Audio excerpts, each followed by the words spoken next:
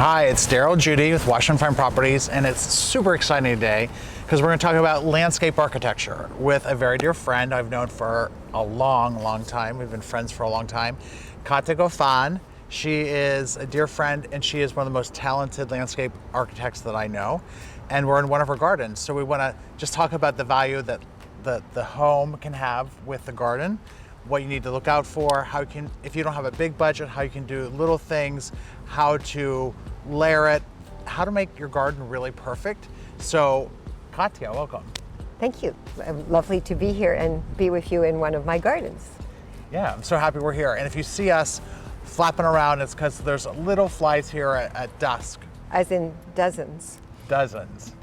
So Katia, tell us a little bit, like, where did you grow up? Where are you from? So I grew up in Belgium and in the United States. But part of my adult life is where I started doing gardens and learning about beautiful gardens. And all my friends used to have these incredible gardens. And I was just married and I had garden envy.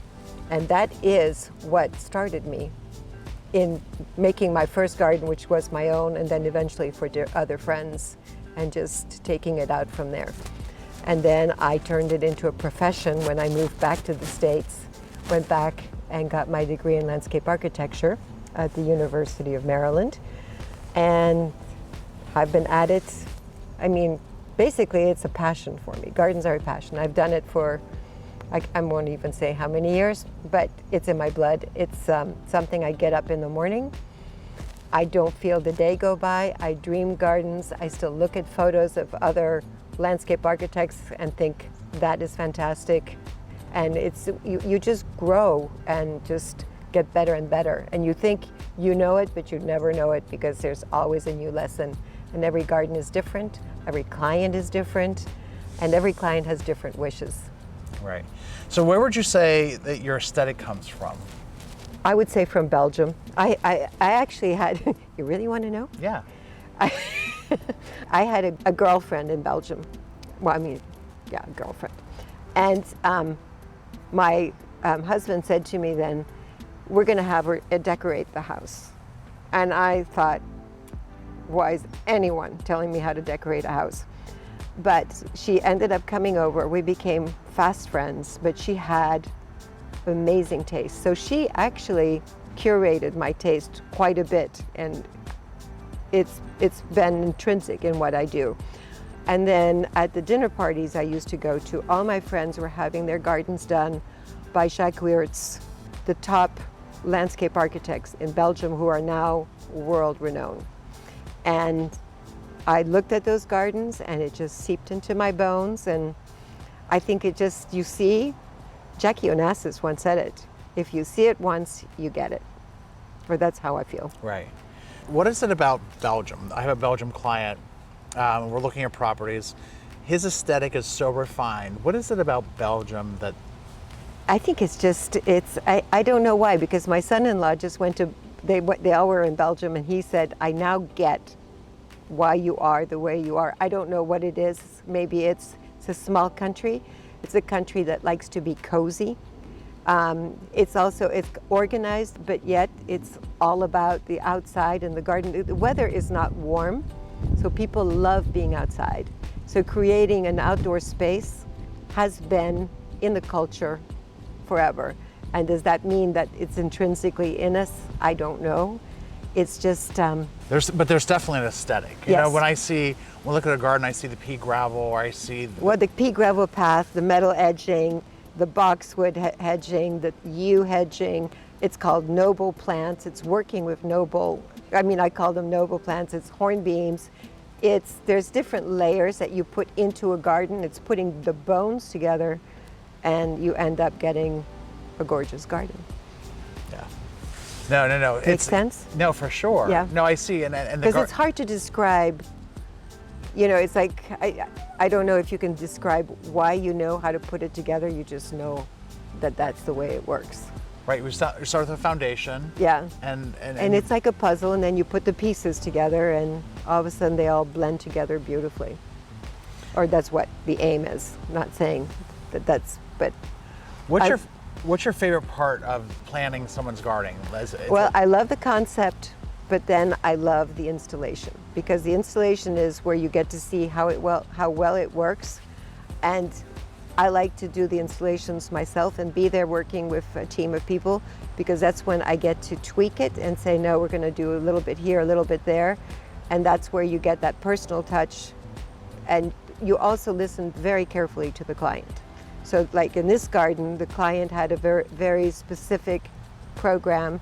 They wanted garden rooms, and it was a blank slate. There was a basketball court, there was asphalt, there was a brick path that went across.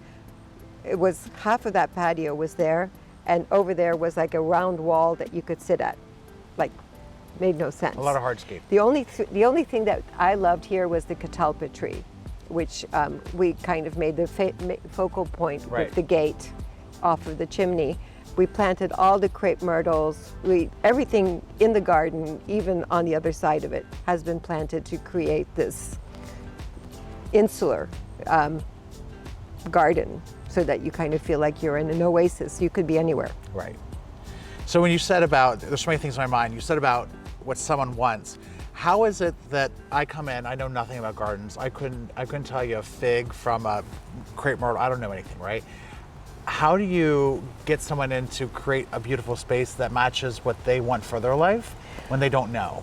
I think people, basically when I'm working with someone, they have seen my work now. Right. So they just like it, the layering, the effects of what's being created. So you create a stage and you put the actors in, is really what you're doing. So, and if somebody wants crepe myrtles, or if they want a ginkgo, I can place the ginkgo instead of a hornbeam. It's just different ways of putting it together.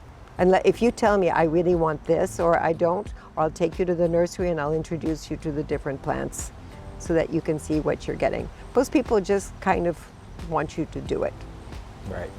So in a garden like this, you were mentioning earlier before we started filming that it's a very flat garden. Yes. And I know that's because you've done my garden, right? Yes. And so it's not only just about having an aesthetic and knowing the plants and knowing how to arrange them and how they season or don't season together, but it's also the irrigation. Explain about that. It's not even irrigation, it's drainage. Drainage.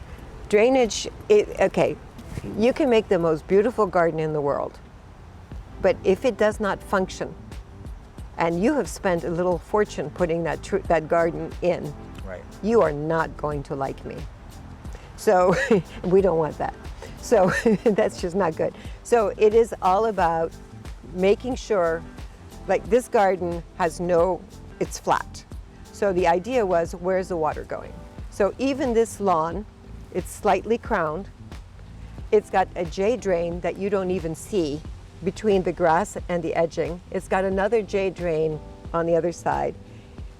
All the drainage is underground, and because there was no fall out of this garden, because it's lower than its surroundings, we put between the 6 hollies a huge underground tank. All the water goes in there and slowly seeps out onto the street without anyone noticing. So huge rainstorm, we never have an issue with drainage. So it's what you want this garden to have: enough water, properly good drainage, but you don't want it too wet, and you just want it to look good. You want the plants to thrive. You also, before you come into a garden and you start planting, wherever the planting beds are going, everything has to be decompacted, prepared, good soil compost, all those things are all taken care of. You have a lighting crew, you have an irrigation crew, and more I'm less and less about irrigation and just letting some good drip irrigation come in for the first 2 years, some lawn, but you don't really need it over the years. A garden should take care of itself. Now, people always say to me, we want no maintenance. Right, that was another question. There is no such thing as a garden with no maintenance. I mean, if you look at the house, you're also going to clean your house, you're going to empty the gutters of the leaves, you're going to clean the house, you're going to paint the house. Same thing for a garden. What I think is good about a garden that is, I would say I have a modern aesthetic, but that's modern classic is how I mix, I would call the style, because it's kind of, It's a it good meshes. The hedges, everyone thinks, oh, that's going to be so much work. It's not. It's 3-4 times a year, and you can testify to that. You clip it, you're done. In this garden, the owner loves perennials. So we did a whole perennial bed on either side. One side sunny, the other one's not sunny. That's why on that side you have the anemones, you have more of the flowers, and then these are fall flowering. So it's all about thinking how you put the garden together. The two trees on our right and left, I was at the nursery searching for plants, and in the back I saw these two. It's a little Fox Valley river birch. It's a dwarf. In the fall, in about 3-4 weeks, they're going to turn bright yellow. And without these two trees right here, or these low shrubs that are maintained in that shape, this garden wouldn't hold as well as it does. When you say that wouldn't hold, It's kind of like they anchor Anchors. the garden. They anchor this room. And then you have the other one, that's a rose garden, that's a holly garden. And then we added the gravel path that goes all around to just give it an extra dimension. So the owner of this house, I ran into one of them. Yes, Very sweet, lovely. adorable. And she was saying, because I asked about these trees, what are they? And she said they were kind of birch. Yeah, Right? river, yeah. River birch. And so she's like, but the thing is, in the winter, they're so beautiful. Yeah. Because, Twigging. So explain about that, like Well, how you do seasonal and year round, and it snows here. So how do you make it look beautiful all year round? oh, you should see this garden in the winter. I mean, just the architecture and the forms. I mean, you should be able to fly over here, and this should have a beautiful shape, like a nice, it's just form, putting Right. it together. The gravel creates an outline, the snow creates an outline, and those trees are lots of twigging. So you have the spider webs in the wintertime, the snow, the icing. You have the boxwood hedge stays, the yew hedge stays, the laurel hedge stays, everything else disappears, but then it's the whole form of the garden that remains. Right. And she was saying this one too, it's got not like a sycamore, but it's the bark kind of falls It's off whitey, yeah. and crumbles. Yeah, and it so exfoliates, yeah. It exfoliates. So that in itself becomes an architectural Exactly, piece. yeah.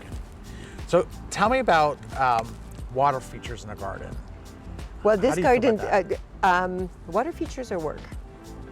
I love water features, but you have to be prepared to take care of your water feature. I like it if you're living on a city block, you have a lot of cars driving by, you want to drown that out, that's a great way of doing it. People often think that plants block noise. They don't. Walls do, and a water feature does. A well-placed water feature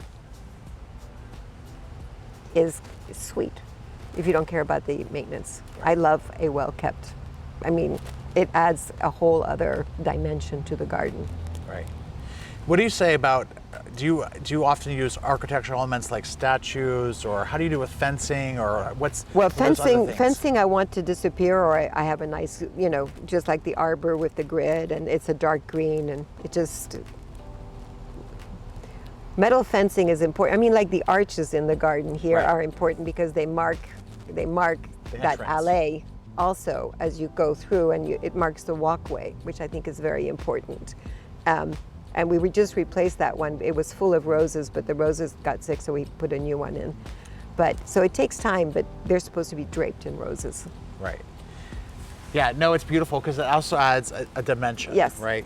So if we're describe, when you use the word layering, if there's people that don't understand what layering, this is to me a perfect example of what it is. Well, you've got the crepe myrtles that are at one height. That holly was there. Then you have the skips. Then you have the roses, and the roses. The skip people- laurel was the big thick is wall. the evergreen wall that in the back. Then you have the roses, you have the path, and then you have the yew hedge, and then again you have the boxwood hedge. So we are going from like 18 inches to 4 feet to 10 feet to 20 feet. Right.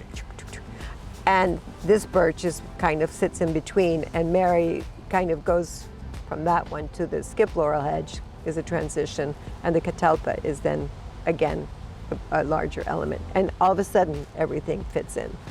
Right. No, it's beautiful how it all works together. And it makes, I think the right word's privet, right? That's not privet. That is skip laurel. Privet is different. Okay. Privet is Hamptons. Right. Skip laurel is great in Washington D.C. because it's hardy.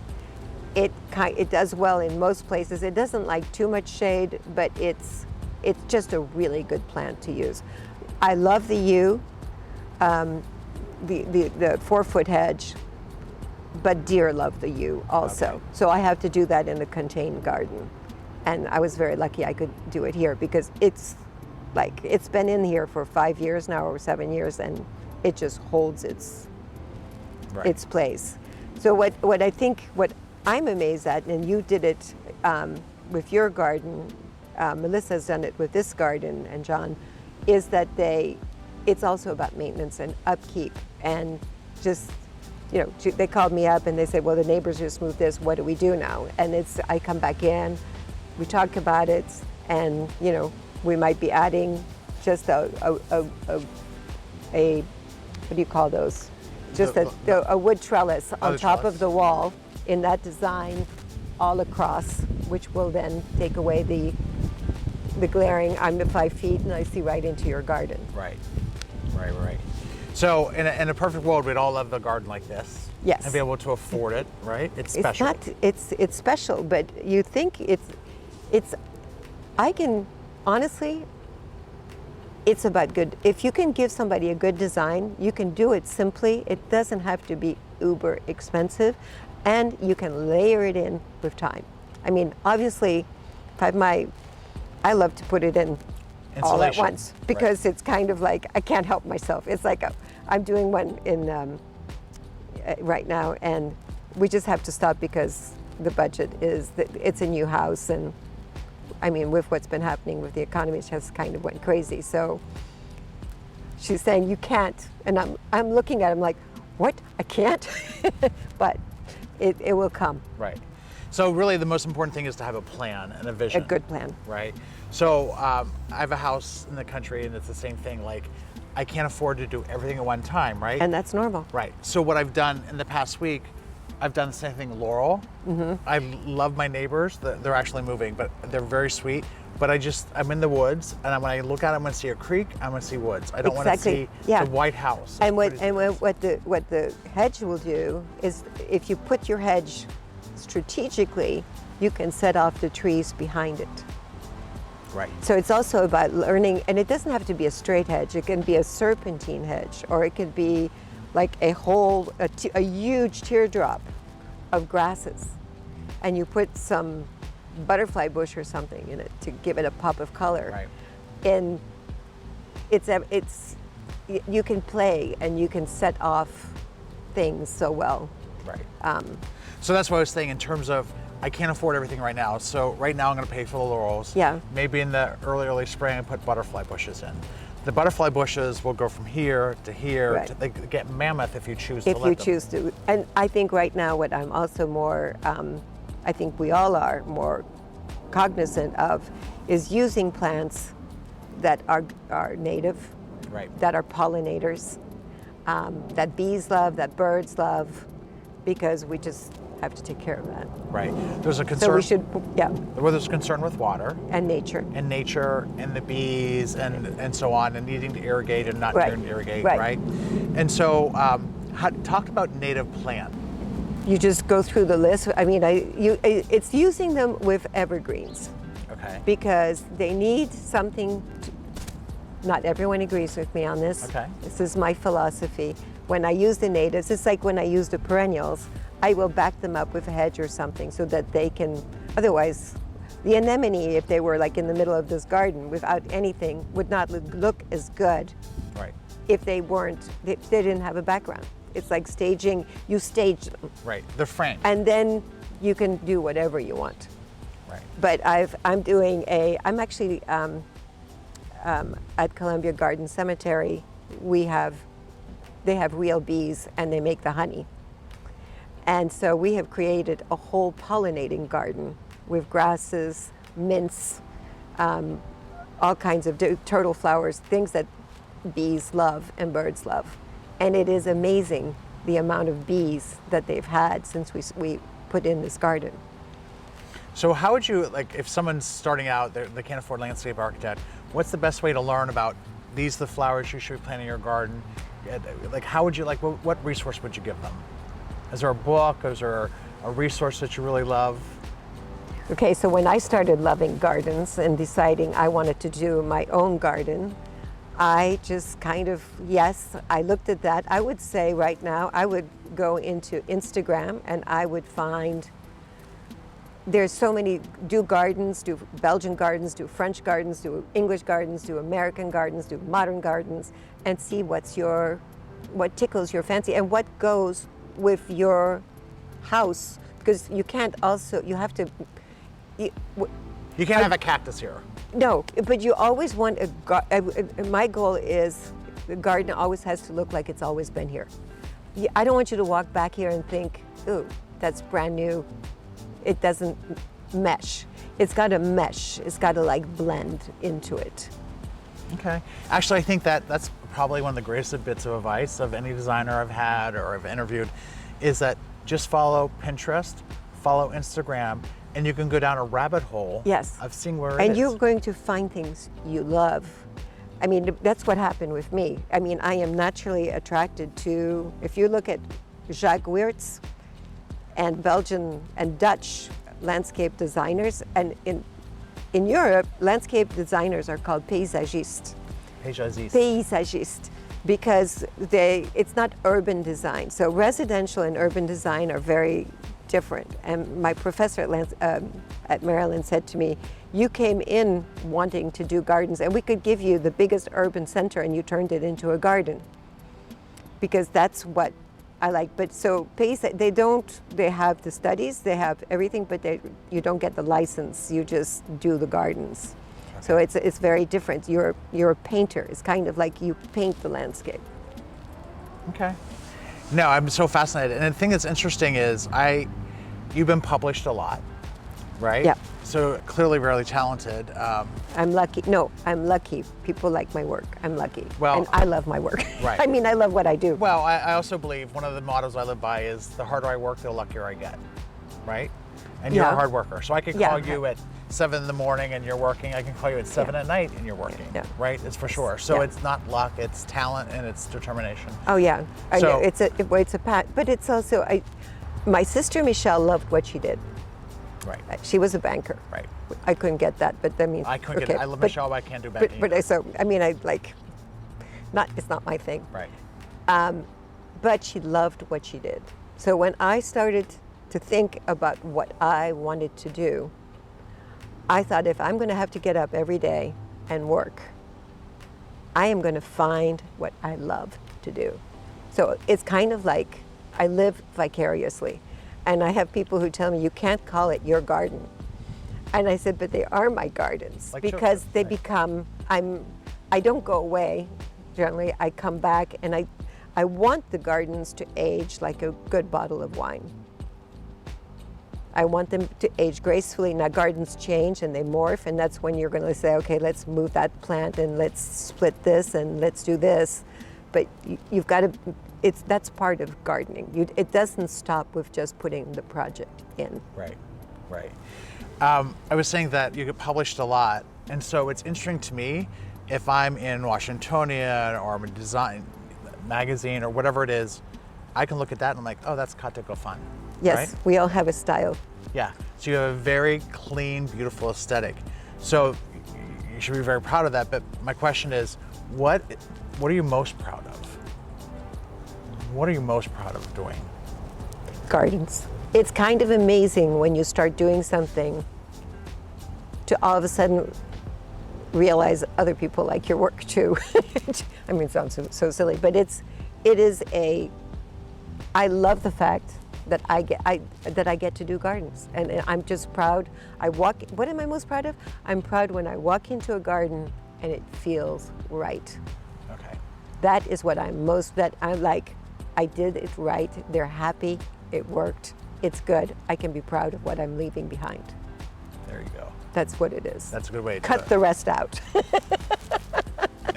Now, and the other thing I was going to say too is, the other thing I'm very proud of you for is you have your own business. Yes. You're a woman-run business. Yes. It is not easy. No. Anything worth doing is not easy. No. Right? And so that's got to be a sense of accomplishment and achievement. It's an amazing sense of I mean, honestly, I never thought I would do that. If you had told me that one day I would run my own business and I would have jobs and they would come regularly, I would have said to you, what are you talking? Not me? No way. Right. But you just kind of do it. And I think people get when you care also. Right. You kind of rose to the occasion, right? Yes. It wasn't, things happen because they need to happen. Yes. And you rose to the occasion. Yeah. Right? Yeah, simply. Yeah. I also think it's interesting too, you're gonna think I'm crazy when I say this, you're kind of baller, you're kind of a toughie sometimes. Oh yeah. Kind of a toughie, because I've seen you doing installations and, yes. right? And when someone doesn't install it correctly or the grade is not right, I'll get on it. yeah. Well, I have to be. Right. So you're like 80 pounds wet, right? Yeah. But you manage these big men who are doing installations. How do you work around that? It's respect. I respect what they do, but then if I'm seeing something go in and it's not the way it should be, I'm going to say, no way. Right. This is not going to go in this way. And they usually get it. They just rise to the occasion, and it's just like, okay, fine, we do it. Right. So you've done homes in Virginia, Maryland, and DC, Yes. right? What's your favorite? I don't know if you can say your favorite garden or I've got 5 or 6, yeah. Too many clients too, right? You don't want to. Well, no, that's not even what. No, I honestly have. I can't. I'll walk into this garden and think, whoa. I'll walk into another one and I think, the gardens have different personalities, different owners, so that's different outcome. Even if there is there's whether you like it or not. If you take an interior decorator, they're great, but you will walk into a house and you will know they did it. Right. So I have my signature, but it's different in every. I try. It's different in every garden. Right. Now you definitely have a look, but it's and when I know when we did, I'm going to do the garden that you did for me. Yes, which you took great care of. Which was beautiful, but we didn't agree on everything, and you're like, how about I do this? I'm like, I want to do this, and we talked through it, right? And yeah. Yeah. And it's good compromise. Because if you can't listen to what somebody, I have to know what you want, and then I have to translate it and make it happen. And it might be tweaked a little, and hopefully it's better than what you thought it would be, but you do not hire me to do something you do not like. Right. And so I have got to be a really good listener. When we're inspired, you're going to travel. Where is it that you want to go next, or what are the gardens you want to see, or what are the things you want? I want to do a tour of all the gardens in England. I want to go to Italy. I want to go to Spain. There's some great gardens in France, Belgium, again, Holland. Actually, the Scandinavian countries have a few great gardens too. So I'd love to see those gardens. And I think that by seeing, you pick up things, you see things, and you bring it home and you put it in your style and it melds. Right. You only get better that way. Right. Who's your greatest inspiration when you live your life? Like, who is it that you would like to be? Not the gardener, but like, who is it that's made Katia who Katia is? Well, I can't answer that question. I think it's just about elegance. It's about kindness, and it's about doing the right thing. Where'd you learn that? I think from home. Right. Parents. Parents. Right. Yeah. No, you. And my dad has a great aesthetic, and so it's just my sister Anne is a great a great painter and is amazing. Michelle has, after finishing banking, is an amazing photographer. So I think my dad has designed her own house, which is a very modern house that she bought, but she's added to it, and it's seamless transition between. And she had a great architect who did the house, but who's now dead, Frank Rudolph, or I think it's Rudolph, and it just melded right in. So I think it's in the bones. Right. It's baked in. It's baked in there. So, and who knew? Right. So what's your next step? Where are you going to go next? What is it you want to do next? I just want to, I creating more, I want to, well, just more, I just want to keep doing what I'm doing, but just do it better and better and maintain the gardens that I've maintained. Right. And I think in just getting older, I just see myself also as, I don't think this will ever stop. I will always be reading and finding out, and I'll be 90, and if somebody lets me do a garden, I'll still be doing a garden. Right. But I might only do 3 a year versus what I'm doing now. Right. How many projects are you doing at a time now? Right now, about 8. So let's say that we bought this house, this beautiful house, and we're really in the middle of a suburb, but you would never ever know it, right? The way you've designed the garden and you've Right. worked with what's here.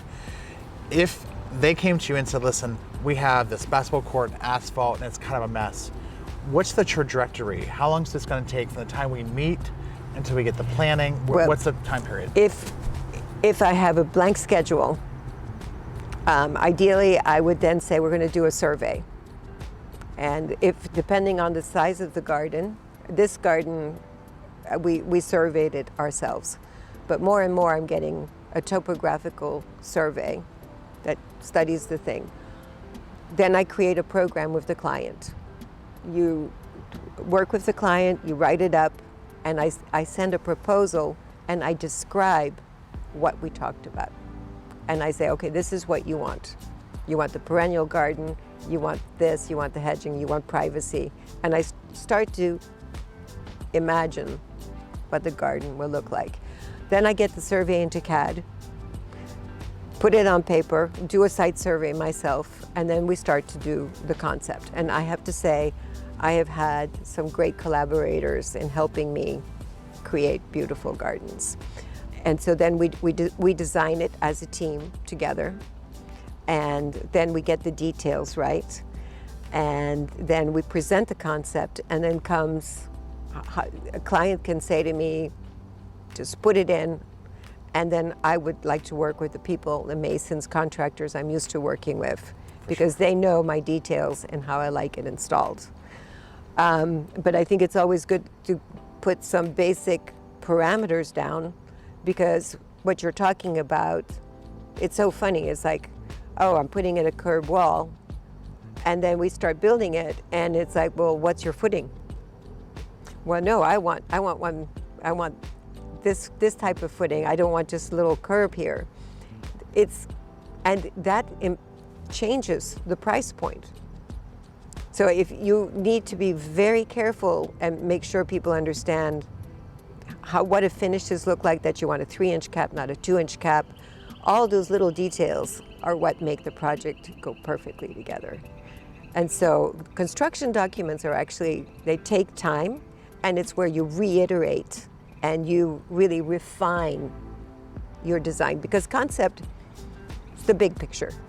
But then you start going, it's like, you start, like if you were a bird, you're getting down to the seed. And believe it or not, that is important, because if you don't have that, you lose out. So from the beginning of the meetings to the concept and approval, it's probably like a 3-4 months, 5 months, 6 months sometimes. Yeah. But you see, it's different things, because once you've got the construction drawings, either you work with a GC, which is a wonderful way to go, or you work with a team that we assemble, right, and we put it together. But then I'm also kind of helping out in the design, even though everything is contracted directly with the client. Right.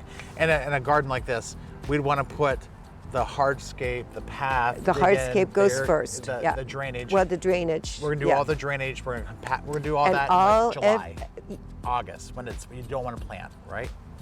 Well, I can start in February, depending on the time. Right. I mean, I can go till November. You just don't want to work when it's freezing.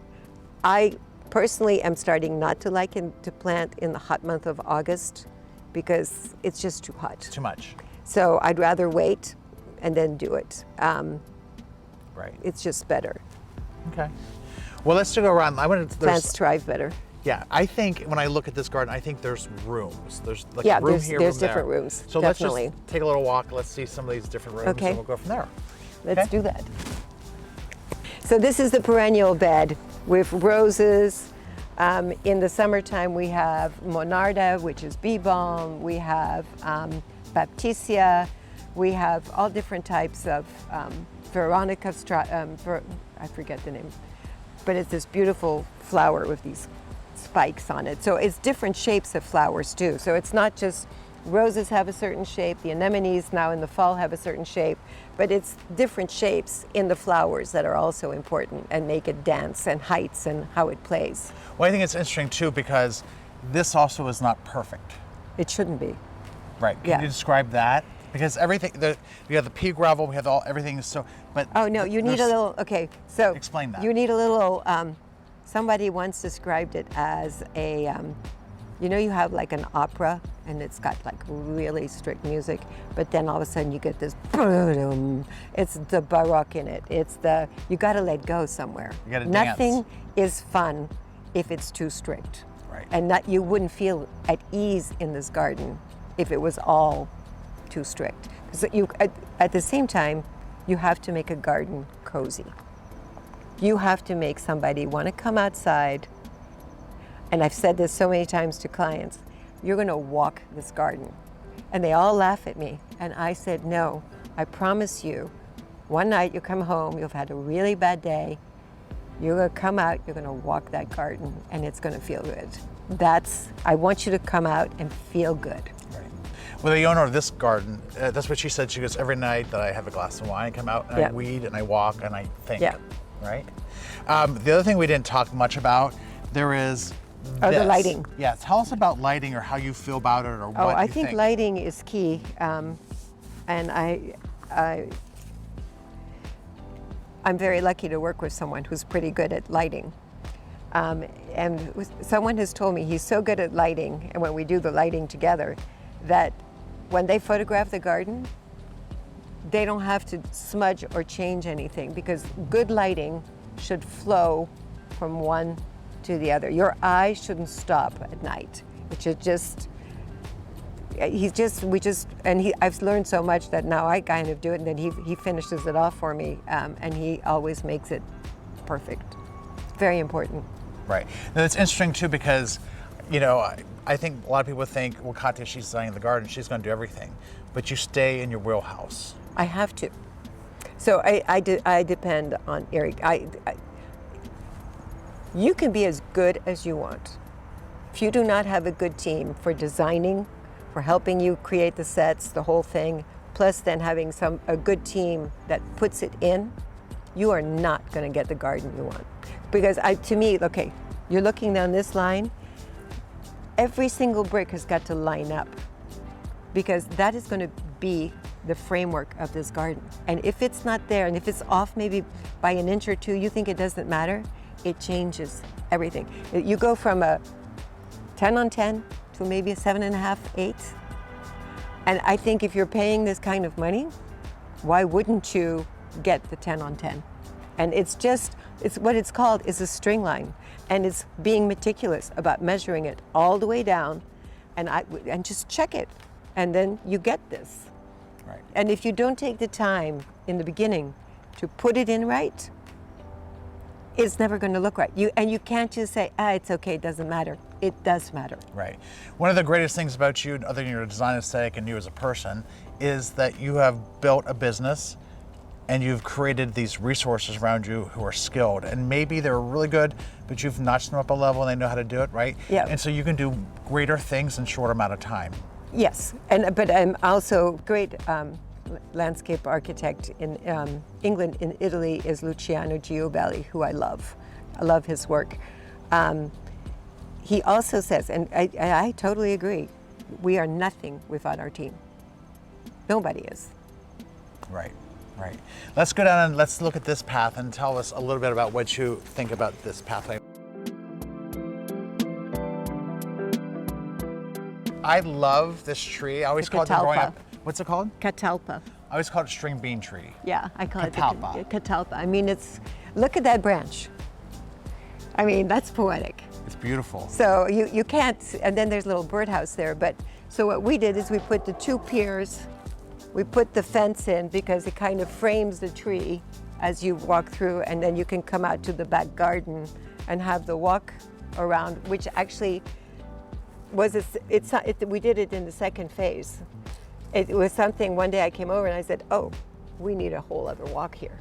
And boom, this whole walkway here with all those hydrangeas came in. And it just added a whole other layer and dimension to the garden. Right. You know, it's amazing to me how you talked about the tree. To me, that's beautiful, that limb. Yeah. And the way the seeds are hanging down, and to the lamb's ear down below, and the hydrangea popping out. Right. There's a really intense 3D Well, composition. it feels like the hedge again frames, that's very strict. They're very loosey-goosey. The hollies are strict again. So again, you have different, I think it's about textures too, and the way things move in the garden. Okay, great.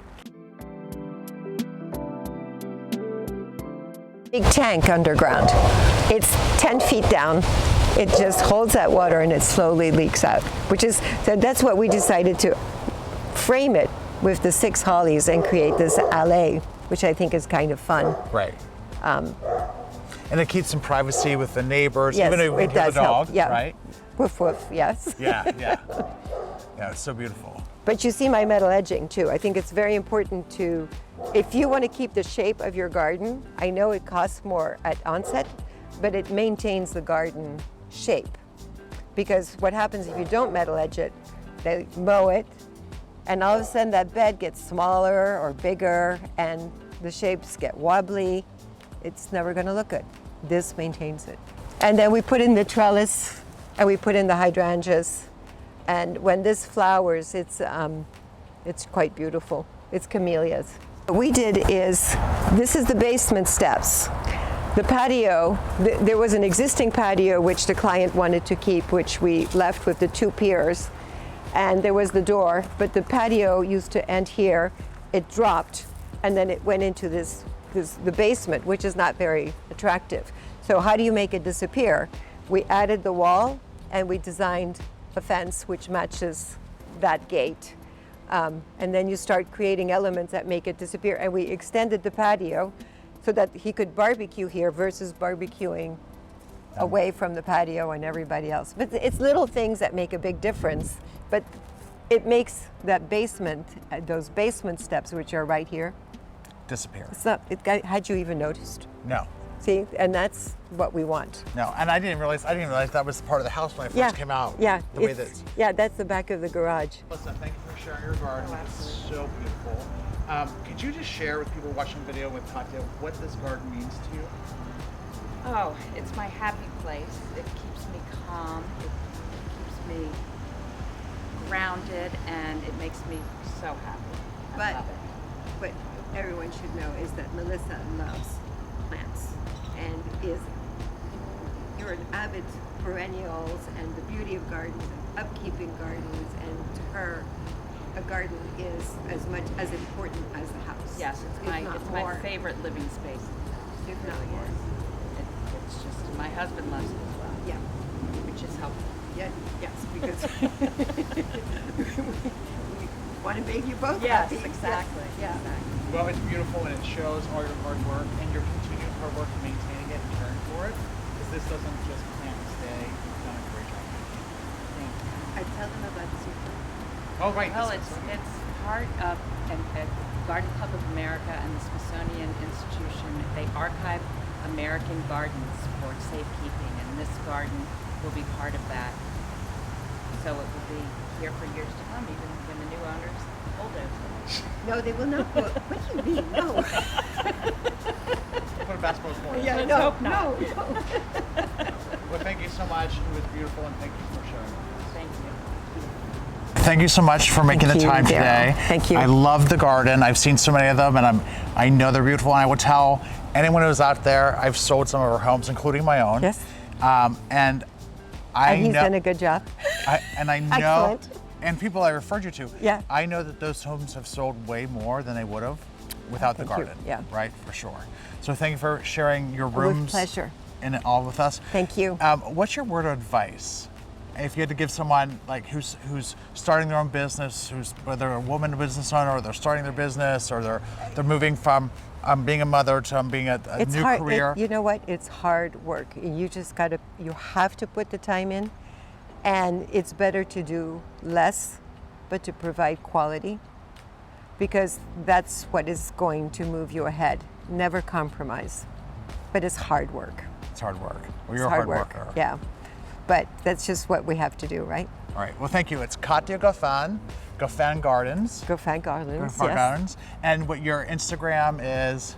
Goffin Gardens. I Goffin think, Gardens, right? So at Goffin Gardens, contact, please let me know, and I will put you in contact with Katia Goffin and Goffin Gardens. If you enjoyed this, like it, share it, forward it on to a friend. Thank you for being with us, Katia Thank Goffin. you. Thank you. Bye.